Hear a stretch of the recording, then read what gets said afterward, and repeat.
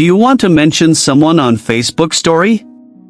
You can tag a friend in Facebook Story with just a few simple steps.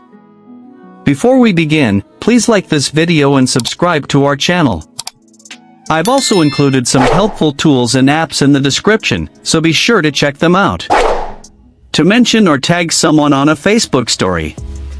First, open the Facebook app on your mobile device.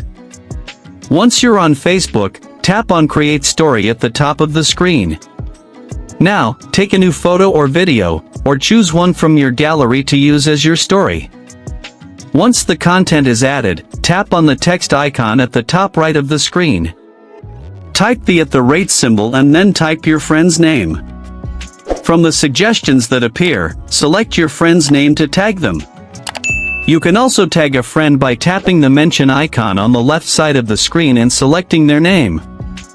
Adjust the text size, color, or move the tag anywhere on the screen. After adding the mention, tap on the Share to Story button. Your story will now be posted, and the mentioned friend will be tagged in it.